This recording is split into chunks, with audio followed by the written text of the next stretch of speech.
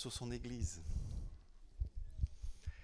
Alors, nous sommes dans cette dernière partie de cette série que nous avons engagée sur la vie nouvelle. Le premier message que Guillaume a apporté lors des baptêmes, c'était bien approprié, c'était le début de la vie nouvelle. Lorsque la vie nouvelle commence, c'est la nouvelle naissance. Et puis on a parlé ensuite, dans une autre prédication, de la vie abondante, cette vie qui engage dans un processus de croissance, qui fait croître. Et puis, une troisième prédication, où vous vous souvenez qu'Emmanuel Prabhudas devait apporter cette prédication, mais il n'a pas pu se libérer. Nous l'avons fait à deux voix avec Guillaume, et on a parlé de la vie qui multiplie.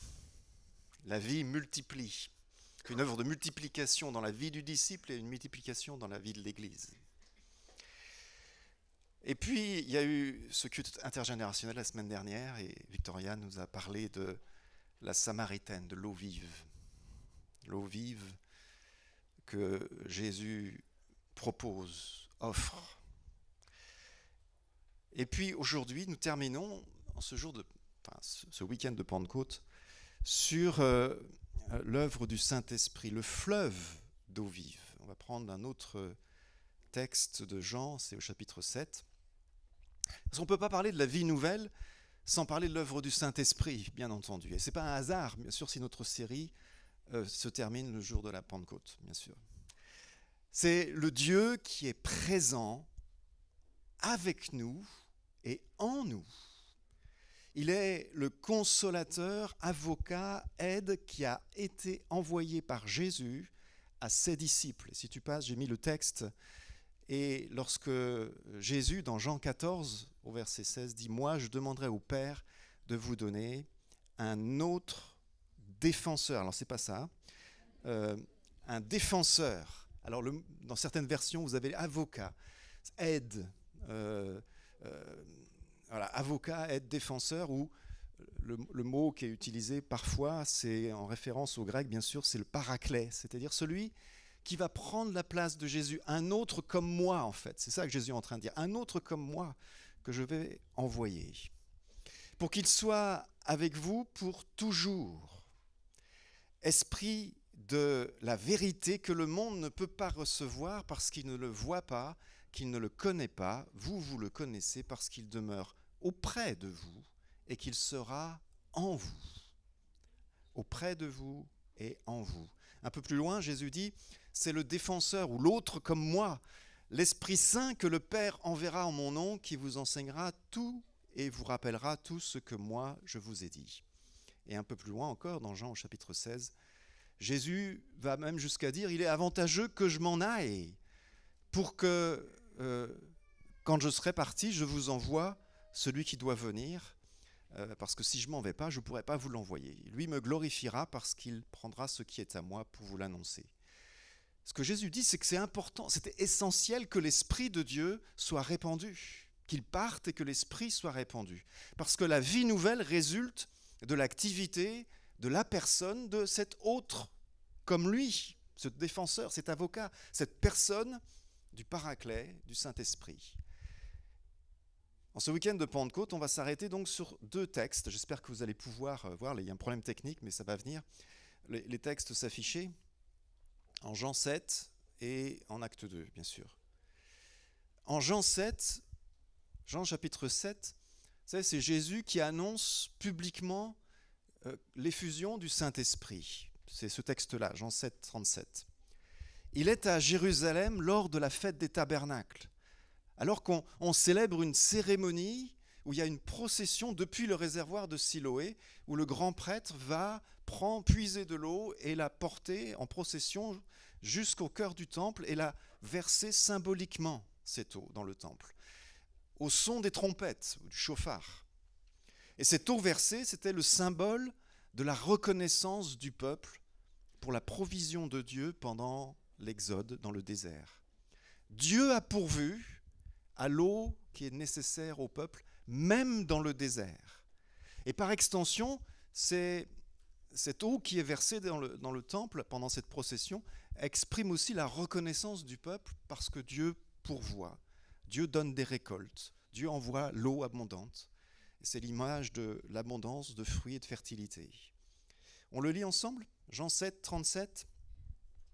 Le dernier jour de la fête, le jour le plus solennel, Jésus se tint devant la foule et lança à pleine voix « Si quelqu'un a soif, qu'il vienne à moi et que celui qui croit en moi boive, car comme le dit l'Écriture, des fleuves d'eau vive jailliront de lui. » En disant cela, il faisait allusion, si tu passes, en disant cela, il faisait allusion à l'esprit que devaient recevoir plus tard ceux qui croiraient en lui. En effet, à ce moment-là, l'esprit n'avait pas encore été donné parce que Jésus n'était pas encore entré dans sa gloire. Et Jésus, en fait, ici, il accomplit ce que Ésaïe avait annoncé. Le prophète Ésaïe avait, dans un texte, au chapitre 55, il avait mis en scène cette interpellation, cet appel. Et c'est un peu comme au marché. Vous êtes allé au marché, hein, vous voyez comment ça se passe au marché. Vous avez des gens derrière les étals, hein, qui vous appellent, qui vous interpellent. Venez par là, c'est pas cher, etc. Voilà l'interpellation que Ésaïe met en scène. Oh là, vous tous qui avez soif, venez vers l'eau, même celui qui n'a pas d'argent. Vous n'avez jamais entendu ça sur le marché? Venez acheter et manger, venez acheter du vin et du lait sans argent, sans rien payer. Pas mal, hein? Donc ça, cette partie-là, vous ne la connaissez pas personnellement au marché, mais c'est cette offre gratuite du don de Dieu. Gratuite, ça veut dire que tu ne le mérites pas. Parce qu'il y a toujours ce problème que l'on a, hein, c'est est-ce que Dieu va m'agréer? Est-ce que Dieu va vraiment me donner? Mais non, c'est gratuit. Tu ne le mérites pas. Mais Dieu veut remplir ta vie de son esprit. Ésaïe annonce dans ce texte la venue d'une alliance nouvelle pour tous les peuples, les temps messianiques qui vont arriver. Et le Messie, il est présenté comme celui qui répand cette eau, qui donne la vie, l'abondance, la fertilité, gratuitement, un don. Mais plus que cela, plus que de simplement envoyer cette eau bénissante, il est lui-même la source. Il est lui-même celui dont jaillissent les fleuves d'eau vive. Et le commentaire de Jean nous dit, il faisait allusion à l'esprit que devaient recevoir plus tard ceux qui croiraient en lui. Il faisait allusion, en d'autres termes, à la Pentecôte, à ce qu'elle allait se produire quelque temps plus tard. Mais ce qui est souligné ici, c'est l'abondance. C'est le Messie qui donne l'eau. Il est la source d'eau vive. C'est cette eau bienfaisante qui donne la vie. C'est l'image du bienfait au milieu du désert quand on a soif, quand on est privé, d'être désaltéré. Et la venue du Saint-Esprit est comparée à cela, comparée à cette eau qui désaltère non seulement notre corps, mais notre âme. Le Messie donne cette eau dont nous avons besoin. Mais le texte peut être compris comme aussi une eau qui jaillit de celui qui la reçoit. J'ai remis le texte, si tu passes. « Si quelqu'un a soif, qu'il vienne à moi, et que celui qui croit en moi boive, car comme le dit l'Écriture, des fleuves d'eau vive jailliront de lui. » Alors lui qui? Lui, ça peut être le Messie, mais ça peut être aussi celui qui vient, qui croit et qui boit. Voyez ? Et en fait, dans le texte grec, les deux marchent. C'est possible grammaticalement. D'où certains débats, qu'est-ce que Jésus veut dire, etc. Bon, pour mettre tout le monde d'accord, disons que c'est les deux, mais qu'on peut se référer quand même à ce que vous avez entendu pour ceux qui étaient là la semaine dernière, au Jean 4, si tu passes, « Celui qui boira de l'eau que moi je lui donnerai, celui-là n'aura jamais soif. L'eau que je lui donnerai deviendra en lui une source d'eau qui jaillira pour la vie éternelle. » Donc là, avec la Samaritaine, Jésus a été assez clair. Il y a une source d'eau, c'est-à-dire une abondance telle qu'elle se renouvelle en nous jusque dans la vie éternelle, jusque dans l'éternité. Et Jean 7 ne dit rien de différent. Jésus est la source pour celui qui croit. Il est la seule source d'eau vive qui donne la vie en abondance. Et celui qui reçoit a une vie tellement abondante que cette vie jaillit. Il a la vie en lui parce qu'il l'a reçue d'en haut. Ça ne dépend pas de notre situation, ça ne dépend pas de tous les problèmes qu'on peut avoir ou pas, de nos sentiments ou de nos émotions, de nos états d'âme. C'est un fait, la vie que tu as reçue est tellement abondante qu'elle jaillit jusque dans la vie éternelle. Si quelqu'un a soif, qu'il vienne à moi et que celui qui croit en moi boive. Si tu passes, non, là tu es parti trop loin en fait. Là c'est bien là. Car comme le dit l'Écriture, des fleuves d'eau vive jailliront de lui. Comme dit l'Écriture. Alors quelle Écriture ? Alors peut-être qu'en lisant ce texte, un jour vous êtes dit « Oh, je vais retrouver où est-ce qu'il est question de ça ?» Ben, en fait, ce n'est pas un texte, c'est des dizaines de textes qui annoncent la réalité de l'effusion du Saint-Esprit, comme une eau bienfaisante, bénissante, qui restaure la vie. Je vous en cite quelques-uns, Ésaïe 12.3, Ésaïe 44.3, Ézéchiel 36, Ézéchiel 47, Joël 3.18, Amos 9.11-15, Zacharie 13. Et j'en ai mis un que nous allons lire ensemble, c'est Ésaïe 58, si tu le trouves, merci. Ésaïe 58.11, qui nous dit « L'Éternel sera toujours ton guide. Il rassasiera ton âme dans les lieux arides, et il redonnera de la vigueur à tes membres. Tu seras comme un jardin arrosé, comme une source dont les eaux ne tarissent pas. » Amen. Ça fait du bien, hein. Rien qu'en le lisant, ça fait du bien. Il fait un peu chaud là, alors on est désaltéré déjà, rien qu'en lisant ça. Il y a d'autres textes aussi qui parlent de cette réalité, de l'eau qui coule, de fleuves qui coulent. Alors vous vous souvenez de cet épisode dans l'Exode, Exode 17, nombre 10, où le rocher est frappé et l'eau coule pour désaltérer le peuple. Ça vous dit quelque chose ? Et puis en Néhémie, il est question de cet épisode, et voilà ce que dit Néhémie au chapitre 9. Je ne vous ai pas mis le texte. Voilà ce que dit Néhémie. « Tu leur donnas du haut des cieux du pain quand ils avaient faim, et tu fis sortir de l'eau du rocher quand ils avaient soif. Tu leur donnas ton bon esprit pour les rendre sages. Tu ne refusas pas ta manne à leur bouche, et tu leur fournis de l'eau pour leur soif. » Et dans ce texte, on regarde un peu le contexte avant ce qui est dit, l'eau et la manne sont comparées à la loi de Dieu, sont associées au don de la loi de Dieu qui rend le peuple sage. Jésus est le pain descendu du ciel. Il est la vraie manne, relisez Jean au chapitre 6. Il est la parole divine incarnée, relisez Jean au chapitre 1. Il est le rocher frappé au désert d'où l'eau coule. 1 Corinthiens 10. Jésus est le nouveau Moïse qui ouvre à une nouvelle alliance. L'alliance de l'Esprit répandu sur tous ceux qui croient. L'alliance qui fait que l'Esprit de Dieu vient pour accomplir la loi et l'inscrire sur nos cœurs, pour changer les cœurs de pierre en cœurs de chair, et créer pour Dieu un peuple qui lui appartienne, un peuple de disciples, un peuple dépendant de l'Esprit. Si tu passes, j'ai dû mettre un texte. Non, c'est pas ça. C'est un peuple dépendant de l'Esprit, conduit par l'Esprit, qui vit concrètement la réalité surnaturelle de sa présence. Il faut remonter un petit peu, hein, c'est parti trop loin là. C'est très bien.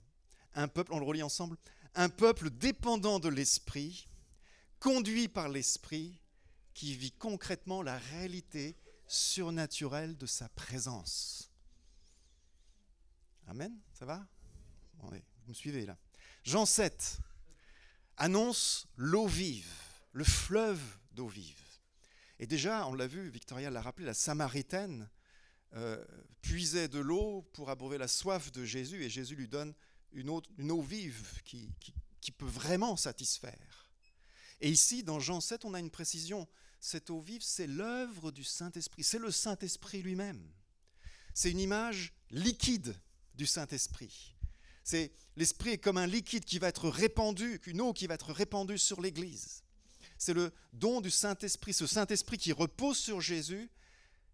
Pour accomplir sa mission, il va le répandre sur ceux qui croient en lui et qui le suivent, ses disciples. À la Pentecôte, en Acte 2, Luc nous rapporte les paroles de Jésus, toujours avec une image liquide. Au Acte chapitre 1, verset 5, j'ai dû mettre le texte, voilà. Jean a baptisé d'eau, mais vous, c'est un baptême dans l'Esprit Saint que vous recevrez d'ici peu de jours. Là encore, c'est une image liquide. Le baptiser, ça veut dire plonger, ça veut dire plonger dans l'eau.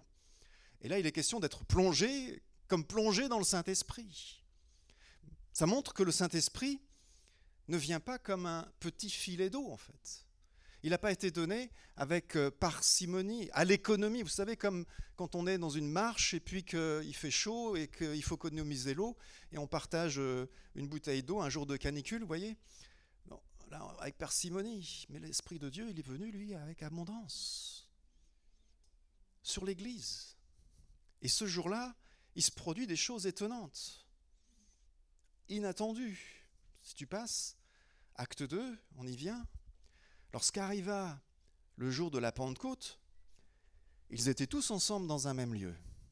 Tout à coup, il vient du ciel comme celui d'un violent coup de vent qui remplit toute la maison où ils étaient assis. Des langues leur apparurent qui semblaient de feu et qui se séparaient les unes des autres. Il s'en posa sur chacun d'eux. Ils furent tous remplis de l'Esprit Saint et se mirent à parler en d'autres langues selon que l'Esprit leur donnait d'énoncer, de parler. Il y a certains phénomènes miraculeux ici, surnaturels. Certains ne vont pas se répéter, mais d'autres vont se répéter, comme par exemple, tu l'as rappelé tout à l'heure, Timothée, celui du parler en langue, puisque ça va se répéter lorsque Corneille et sa famille vont commencer à parler en langue. En Acte 19, on a les disciples d'Éphèse. Alors on distingue souvent ce parler en langue que l'on trouve dans Actes au chapitre 2, qui est un phénomène où les gens parlent sans comprendre ce qu'ils disent, mais il y a des gens qui sont là et qui comprennent. Et comprennent des langues de là où ils viennent. Tous ces pèlerins qui sont venus à Jérusalem d'un peu partout, eh bien, il y en a qui comprennent les louanges qui sont données à Dieu. Donc, il y a des langues compréhensibles, c'est-à-dire pas pour celui qui parle, mais pour celui qui écoute, et des langues qui s'adressent aussi à Dieu seul, qui sont des expressions de l'âme humaine poussée par le Saint-Esprit. Cette seconde manifestation, c'est la plus courante en fait. C'est celle que l'apôtre Paul évoque en 1 Corinthiens, au chapitre 14, j'ai dû mettre le texte, voilà, au verset 2. Il dit « Celui qui parle en langue ne parle pas aux hommes, mais à Dieu, car personne ne le comprend. Et c'est en esprit qu'il dit des mystères. » Donc cette manifestation la plus courante du parler en langue, personne ne le comprend, sauf Dieu en fait. Et Paul ici, dans ce texte, il corrige les excès des Corinthiens qui parlent en langue à tout bout de champ pendant le culte public dans un désordre total.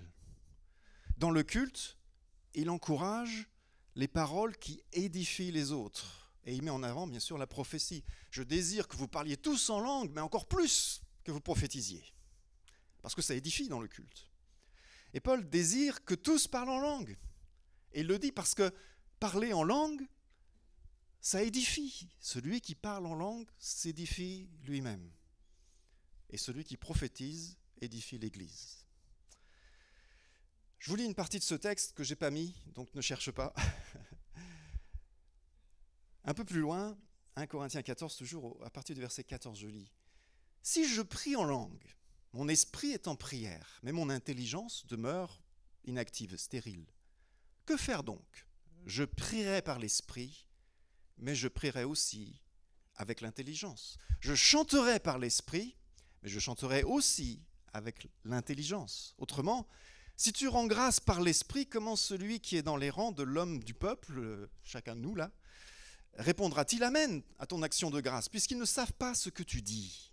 Tu rends, il est vrai, d'excellentes actions de grâce, mais l'autre n'est pas édifié. Je rends grâce à Dieu de ce que je parle en langue plus que vous tous. Mais dans l'Église, j'aime mieux dire 5 paroles avec mon intelligence, afin d'instruire aussi les autres, que 10 000 paroles en langue. Ici, Paul ne réduit pas l'importance du parler en langue, mais il lui donne sa vraie place. Lui-même, il le dit ici, priait beaucoup en langue, mais pas à tort et à travers, dans le culte public, en gênant les autres, en créant du désordre. Il ne dit pas qu'il ne faut jamais parler en langue dans le culte. Ce qu'il dit, c'est qu'il ne faut pas déranger, gêner, apporter du désordre par un parler en langue excessif. C'est ça qu'il dit. Mais dans son culte personnel, il prie en langue parce que ça l'édifie. Et ce sont, dit-il, d'excellentes actions de grâce. Vous voulez louer Dieu de manière excellente? Parlez en langue. Mais ça n'édifie pas les autres. Certains pensent que le parler en langue, cette capacité de prier par l'esprit, est réservée à quelques-uns.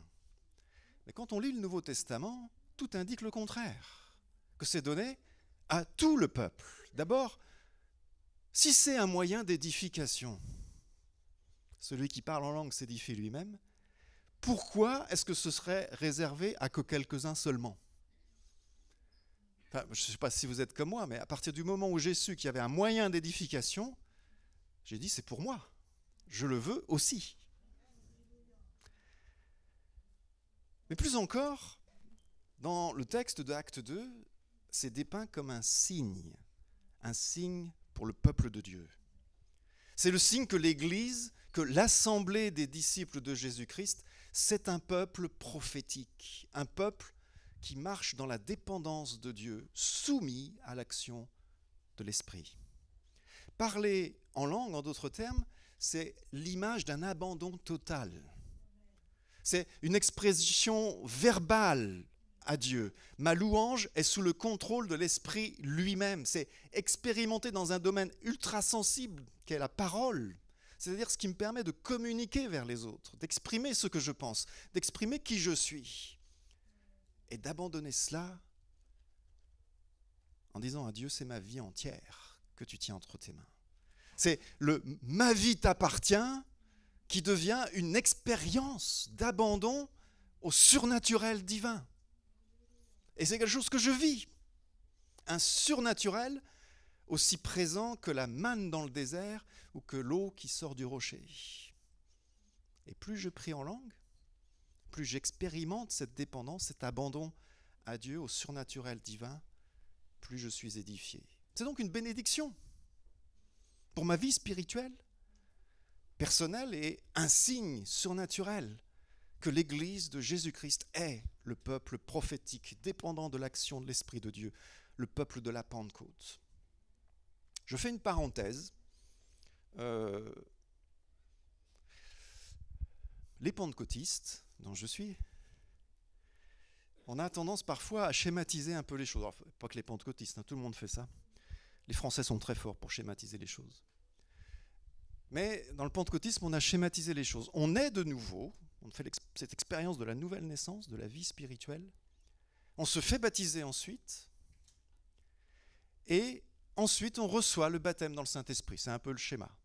Bon, ça ne marche pas toujours. Corneille, c'est dans le désordre. Et pour certains d'entre vous, ça a été une expérience aussi inversée ou simultanée.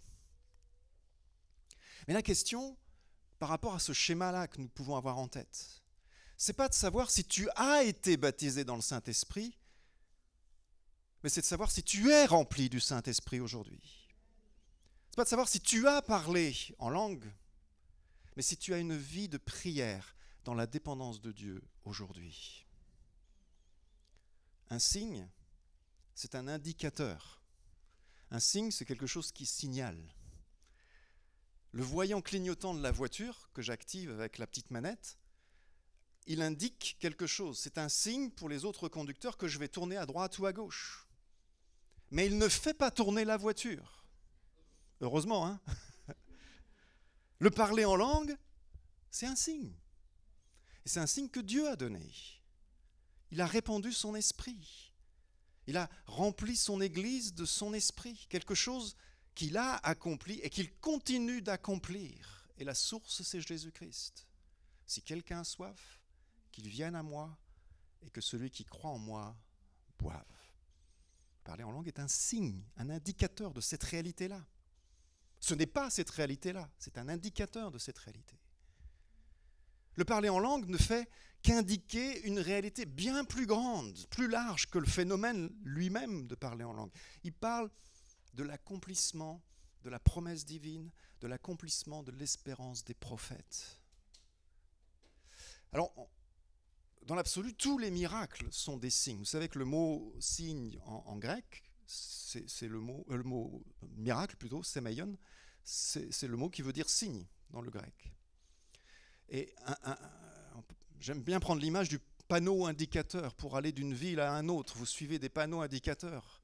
Si vous vous rappelez plus, si vous avez pris le bon embranchement sur l'autoroute, ça vous est jamais arrivé ça, de vous dire est-ce que je suis dans la bonne direction sur l'autoroute, est-ce que j'ai pas oublié de tourner à un moment donné, et vous voyez le panneau et vous voyez la ville où vous voulez aller et vous êtes rassuré et vous continuez. C'est le panneau indicateur qui nous dit que nous sommes dans la bonne direction, que nous avons une destinée, une destination.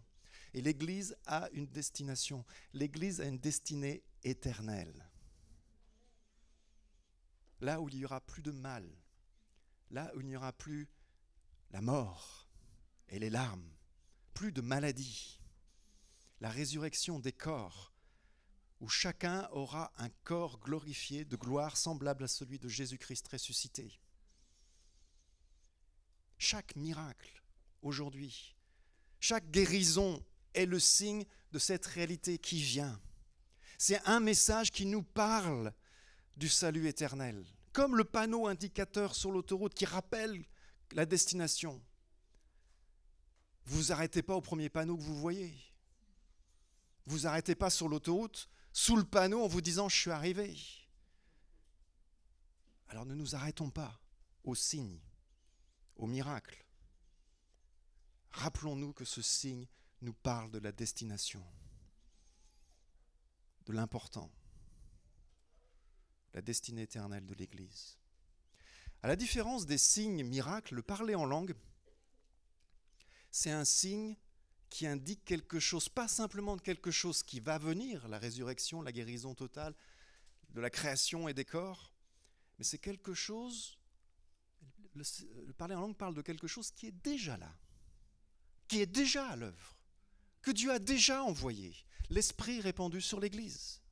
Il nous rappelle constamment que l'Église est appelée à être constamment remplie à nouveau de ce fleuve qui coule d'en haut et qu'il est inépuisable.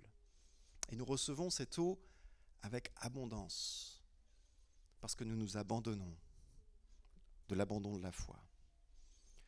Si quelqu'un a soif, qu'il vienne à moi et que celui qui croit en moi boive. Donc voilà, tout ce que dit ce signe, cet indicateur du parler en langue. Apprenons à écouter ce que disent les signes, les miracles de Dieu.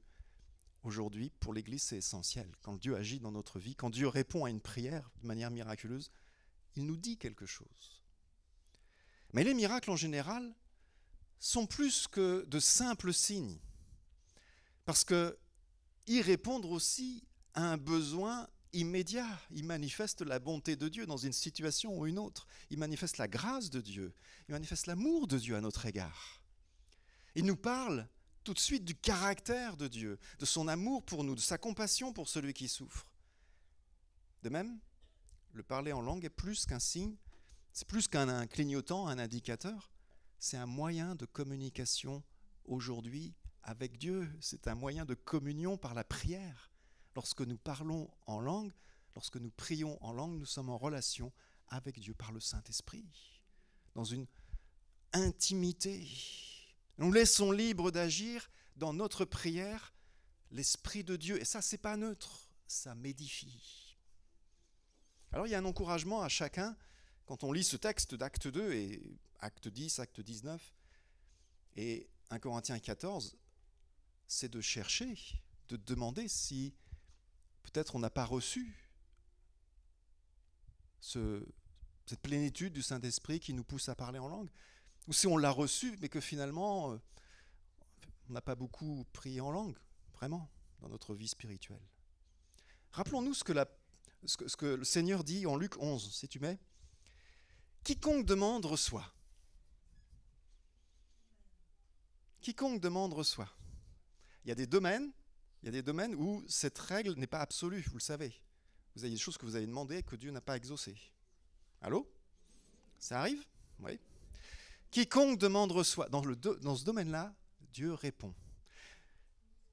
Quiconque demande reçoit. Celui qui cherche trouve, et l'on ouvre à celui qui frappe. Quel est parmi vous le père qui donnera une pierre à son fils? S'il lui demande du pain ou s'il demande un poisson, lui donnera-t-il un serpent au lieu d'un poisson? Ou s'il demande un œuf, lui donnera-t-il un scorpion?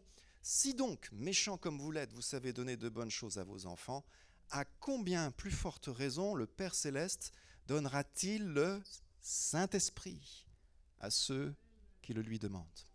Amen. Confortez-vous par cette promesse. Ne forcez pas les choses dans le parler en langue. Laissez le Saint-Esprit remplir. Encore une fois, le parler en langue est un signe d'une plénitude du Saint-Esprit. Ce qui compte, c'est cette plénitude. Et comme quand une bouteille qui déborde, ça va déborder. Ça va se manifester dans une louange à Dieu. Et ça sortira au-delà du contrôle de nos pensées pour louer le Seigneur. Le problème, souvent, vous savez, c'est qu'on veut garder le contrôle, en fait. Alors que le Seigneur nous demande de nous abandonner. Alors que veut dire Église vie nouvelle? Si tu passes, j'ai dû mettre, voilà, on relit, être un peuple dépendant de l'Esprit, conduit par l'Esprit, qui vit concrètement la réalité surnaturelle de sa présence, que chacun peut expérimenter au quotidien dans le don de l'Esprit par le parler en langue. Le surnaturel divin, nous pouvons le vivre chacun dans notre relation avec Dieu, dans la prière. Formidable, non? Et ce surnaturel divin qu'on vit individuellement dans la prière, ça se manifeste dans nos assemblées, par les dons spirituels. Ça se manifeste dans une direction nouvelle que Dieu veut donner pour son Église, pour la mission. Lorsque nous portons ce message, lorsque nous témoignons de ce message et de Jésus-Christ autour de nous. Mais ce signe du parler en langue,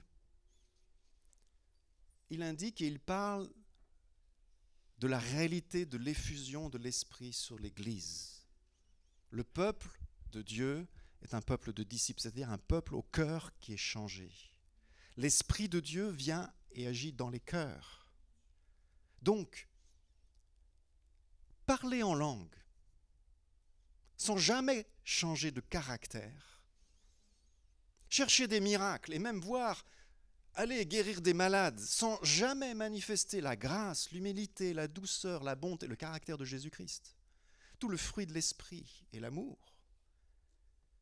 C'est comme mettre le clignotant, mais pas avoir mis le moteur en route. Ça n'avancera pas. Il ne faut pas tellement être concentré sur le signe qu'on oublie ce qu'il indique, la réalité de ce que Dieu dit, de ce que Dieu fait. Le signe, il a de sens et d'importance que dans la réalité spirituelle de l'action du Saint-Esprit dans nos vies, dans l'Église et par l'Église dans le monde. Est-ce que ça va? Vous êtes d'accord avec ça? Oui, ceux qui conduisent sont d'accord. Mettons le moteur en route. Laissons l'Esprit de Dieu agir, prendre toute la place et nous conduire. Est-ce que tous les miracles sont appelés à se répéter? Je vais terminer avec ça, avec cette question. Est-ce que tous les miracles sont appelés à se répéter? On a parlé du parler en langue, mais il y a d'autres choses. Tous les miracles de la Bible ne se répètent pas de manière systématique, on est d'accord. Je l'ai dit, ils sont là pour parler, pour dire quelque chose. Et pour dire quelque chose dans une situation particulière. Dieu parle dans les circonstances, dans l'histoire d'une manière particulière. Donc les miracles, il parlait dans l'Ancien Testament, dans le Nouveau Testament, dans un contexte donné, comme le vent et le feu à la Pentecôte, par exemple. Il y avait physiquement un bruit de vent, et physiquement, ils ont vu quelque chose, des flammes de feu. Et ces signes, ils rappelaient les manifestations divines dans l'Exode. Ce que Dieu accomplissait quand il se manifestait, il y avait ce feu, parfois il y avait ce vent ou ce bruit. Et ces signes, ils disent quelque chose, ils disent, à la Pentecôte, lorsque Dieu a rempli le peuple de Dieu de son esprit, eh bien Dieu se crée un peuple nouveau en Jésus-Christ, comme il en avait créé un avec Moïse. Un peuple qui va entrer dans un nouvel exode, dans un monde qui a besoin de voir un peuple en marche et vers la destination que Dieu a fixée, ce retour de Jésus-Christ. Il y a certains qui font le rapprochement, je pense que c'est correct, avec le don de la loi au Sinaï. Toutes les manifestations, le bruit, le vent, le feu, vous lisez le récit du don de la loi et vous trouvez ça. Et c'est comme dire, la loi maintenant, elle va être inscrite sur les cœurs par l'effusion du Saint-Esprit. Pas simplement sur des tables de pierre, mais sur des tables de chair. Mais le lien avec Moïse, c'est aussi l'épisode de Nombre 11. Ça vous dit quelque chose, Nombre 11 ? Le Seigneur, il prend de l'esprit qui est sur Moïse et il le répand sur les 70 anciens. Voilà, ça vous dit quelque chose ? Et Moïse s'exclame à un moment donné à Josué, « Puisse tout le peuple de l'Éternel être composé de prophètes, et veuille l'Éternel mettre son esprit sur eux, sur tout le peuple. » Et ce vœu, ce désir de Moïse va s'accomplir à la Pentecôte. Et ça continue aujourd'hui. Donc les miracles, ils parlent dans leur contexte, dans leur histoire. C'est pourquoi lorsque le peuple d'Israël s'est trouvé acculé devant la mer des roseaux, sans autre issue que l'intervention miraculeuse de Yahvé, le Dieu libérateur qui s'est manifesté à eux, qui s'est révélé à eux. Et ce jour-là, devant la mer des roseaux, il va manifester qu'il est vraiment le libérateur. Ils sont impuissants, ils ne peuvent rien faire. Mais lui peut tout, même ouvrir la mer qui leur permet de passer à pied sec. Mais ce miracle-là, on ne s'attend pas à ce qu'il se répète. Allô ? Exactement de la même manière. Si je prie, si j'ai la foi, je la vois qui sourit là, parce que ça nous coûterait moins cher en ferry, on pourrait traverser la Manche.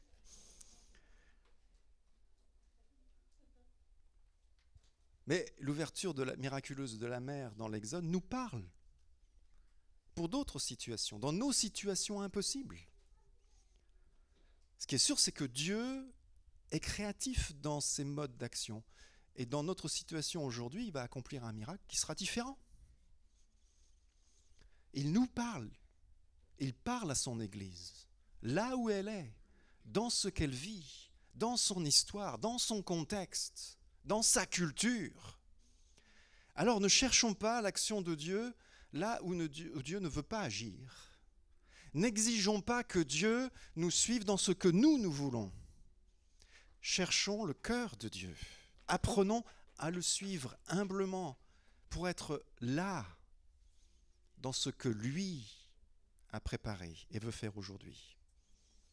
Être vraiment le peuple de Dieu qui marche dans la dépendance à l'œuvre de l'Esprit de Dieu. Pour ça, il faut se libérer de certaines choses, de certaines idées préconçues sur Dieu. Vous savez, nos traditions religieuses, nos traditions tout court. Dieu a agi ainsi, donc Dieu agira de cette manière. Ce n'est pas toujours vrai. Nos cultures aussi. Alors, je dis nos cultures parce que c'est culture au pluriel, bien sûr, ici dans cette église. Dieu doit se conformer à nos attentes, à la manière dont nous attendons que les choses se fassent. Notre éducation, nos expériences passées, nos désirs, nos aspirations aussi. Et toutes ces choses, ça forme un ensemble qu'on appelle les croyances. Nos croyances. Ça influence notre manière de comprendre les choses. Et on lit la Bible, et quand on la lit, on y prend des choses qui viennent confirmer nos croyances.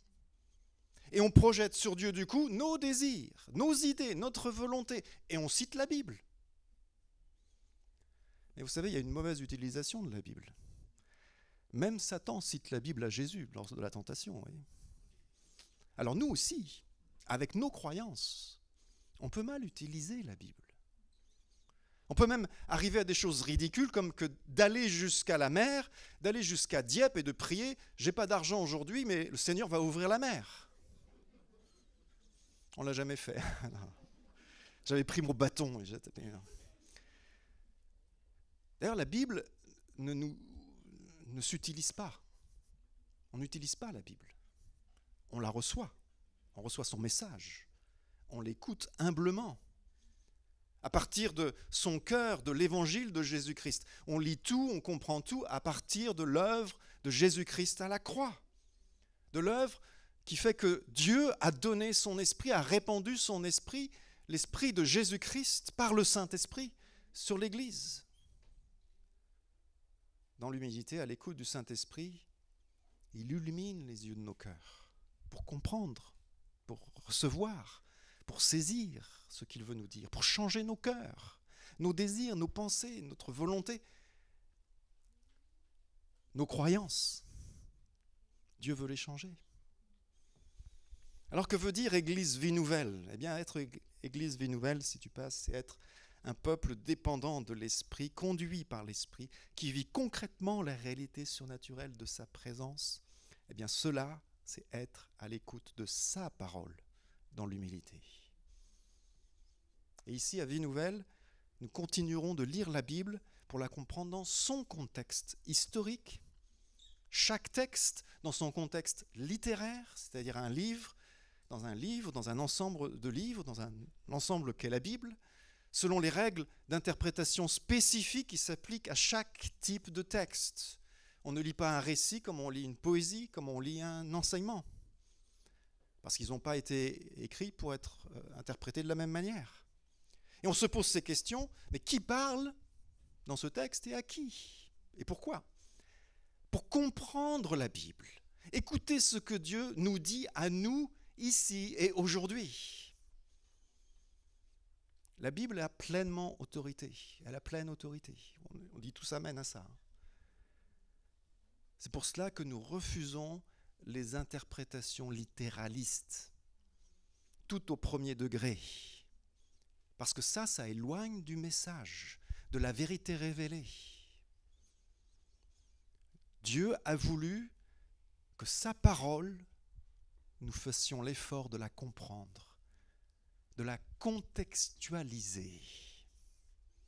C'est le mode de communication divin, la contextualisation. Contextualiser, c'est prendre des choses dans leur contexte, le contexte des temps bibliques par exemple, pour les comprendre dans notre contexte, dans notre culture, dans le lieu où nous sommes. Alors ceux qui vivent dans une société différente de leurs origines savent l'effort qui doit être fait pour contextualiser. Ah, c'est comme ça qu'on vit les choses ici dans ce pays, c'est comme ça qu'on fait les choses dans ce pays. C'est pas comme ça, hein, les Anglais.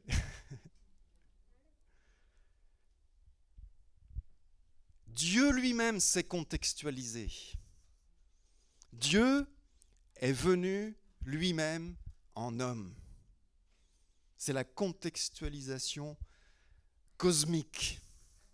Le Saint-Esprit divin est venu à nous et il est en nous. Dieu a voulu se révéler ainsi. Et dans la Bible elle-même, la parole de Dieu, le message de l'Évangile, il est contextualisé par les apôtres. Relisez les Actes des Apôtres, par exemple. Relisez les Épîtres. Mais dans les Actes des Apôtres, c'est frappant. Vous lisez les premières prédications de Pierre, la prédication aussi d'Étienne, son discours. Ça s'adresse à des Juifs. Mais lisez la prédication de Paul à Athènes, c'est pas du tout le même message. C'est le même message plutôt, mais c'est une forme complètement différente. Ils adaptent leur langage du monde juif vers le monde gréco-romain. Et ils parlent aux non-juifs, aux gréco-romains, avec des mots, des idées qui appartiennent à leur culture. Et l'Église a traversé les siècles en apprenant à parler à chaque génération. Et aujourd'hui, on a Internet, on a les réseaux sociaux, on a l'intelligence artificielle, et on ne sait pas quoi faire avec ça. Quelles conséquences ? On ne sait pas. Comment on va faire ? On ne sait pas. Mais le Saint-Esprit n'est jamais pris au dépourvu. L'Évangile ne change pas, le message est intemporel, mais la manière de le dire, le langage évolue en permanence. Et notre mission, c'est de parler à un peuple particulier, les Français, ici à Vie Nouvelle. On veut parler aux Français, à ce peuple-là qui est assis dans les ténèbres, qui a une histoire, qui a une culture, qui a une mentalité, une vision du monde particulière. Alors c'est vrai, ça demande un effort particulier pour ceux qui viennent d'ailleurs, pour les missionnaires. Alors que veut dire Église Vie Nouvelle? C'est être un peuple, si tu passes, voilà, c'est ça. Être un peuple dépendant de l'Esprit, conduit par l'Esprit, qui vit concrètement la réalité surnaturelle de sa présence pour porter la bonne nouvelle, de la vie nouvelle, là où nous sommes, dans ce pays, la France. Le nom Vie Nouvelle n'est pas neutre, c'est une déclaration de ce que nous voulons être en tant qu'assemblée. C'est une affirmation de notre dépendance de l'action du Saint-Esprit de Dieu et de la foi dans sa puissance aujourd'hui pour agir, pour restaurer les vies. C'est ce dont nous voulons témoigner ici dans ce pays, dans notre région, dans notre ville, à Angers, que la vie nouvelle touche les cœurs des Français. C'est pour cela que nous portons ce message, ce témoignage, et que nous voulons le manifester, le vivre en nous aimant les uns les autres pour qu'ils voient que nous sommes ses disciples.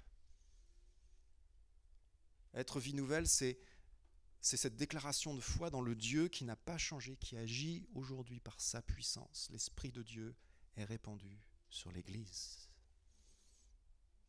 Que veut dire Église Vie Nouvelle? C'est être un peuple dépendant de l'Esprit, conduit par l'Esprit, qui vit concrètement la réalité surnaturelle de sa présence. Amen.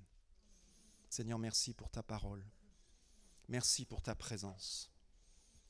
On ne peut pas, Seigneur, comprendre et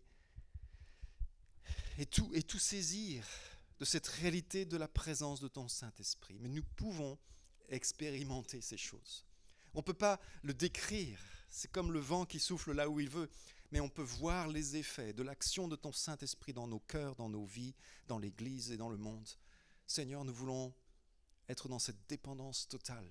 Nous voulons apprendre à te faire confiance pas à pas, Seigneur, et à te laisser nous remplir tout à nouveau.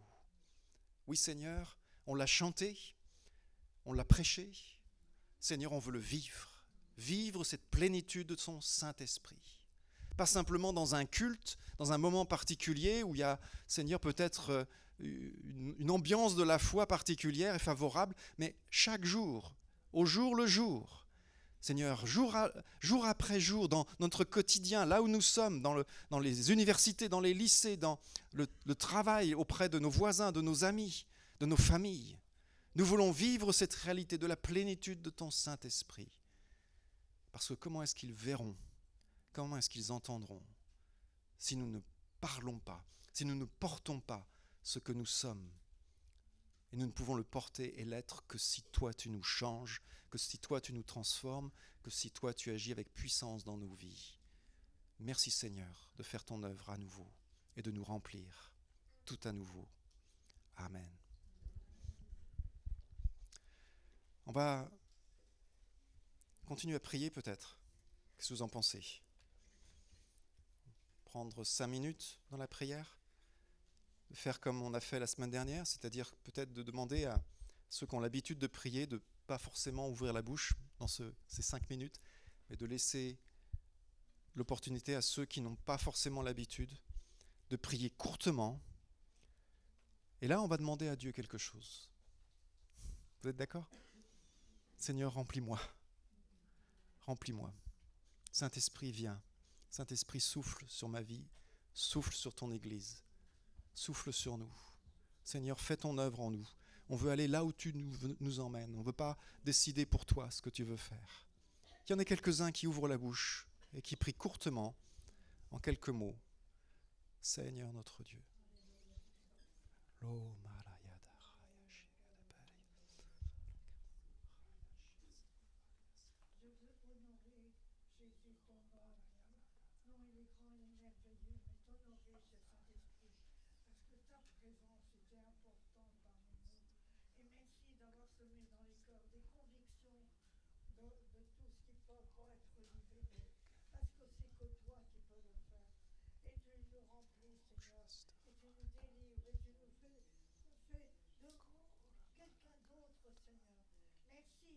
De l'appeler, de venir vers nous, parce qu'il est celui qui attend qu'on l'attire à nous, Seigneur.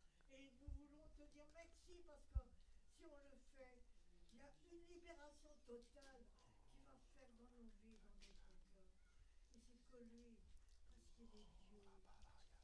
Il est le Dieu. Il est Dieu. Il est toujours en harmonie avec Dieu le Père et Dieu le Fils. Il est Dieu.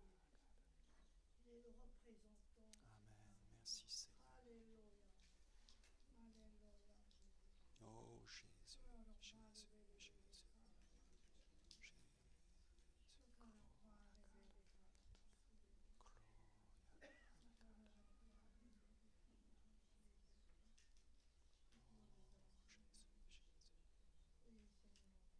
N'hésitez pas à prier à haute voix. Faites-le simplement. Nous sommes entre nous. Seigneur, Seigneur, Seigneur, nous sommes devant toi. Jésus.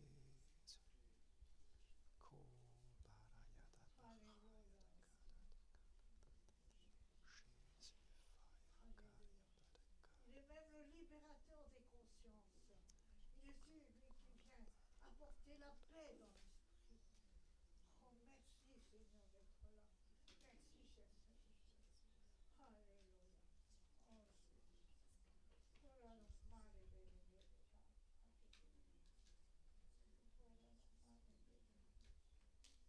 Oh là, male bene bene. Oh là là, male bene bene. Seigneur. Alléluia. Oh là là, male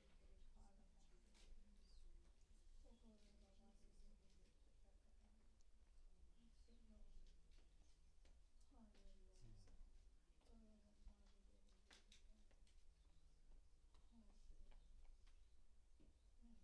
Oh Seigneur. Merci pour la nouvelle que tu nous donnes. Remplis-nous maintenant, Esprit de Dieu. Remplis ton Église, Seigneur, de ta présence. Rappelle-nous, Seigneur, quelle vie tu veux nous donner, Seigneur, cette vie en abondance. Nous voulons la saisir par ton Esprit. Alors, Seigneur, déverse ton Esprit maintenant sur chaque chair. Seigneur, que nous puissions ensemble vivre, Seigneur, cette vie abondante que tu veux nous donner. Seigneur, tu es ce consolateur, tu es celui qui transforme les cœurs, tu es celui qui donne du zèle, de l'audace aussi pour ta parole, Seigneur. Alléluia, Seigneur, merci pour l'esprit de vie que tu donnes. Ce n'est pas un esprit de timidité, mais de force, d'amour et de sagesse. Alors gloire à toi pour ce que tu vas faire et ce que tu fais déjà dans nos vies. Seigneur, nous voulons saisir pleinement, Seigneur. Merci, Seigneur, pour ton esprit qui se répand maintenant dans le nom de Jésus.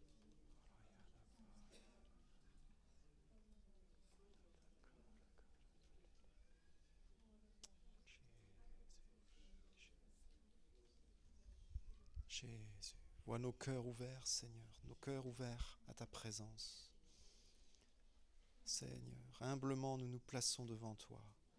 Nous reconnaissons notre faiblesse immense, Seigneur.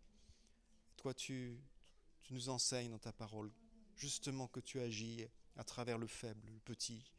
Tu te plais à agir, Seigneur, lorsque nous prenons conscience de nos faiblesses, de notre dépendance totale, de notre, Seigneur,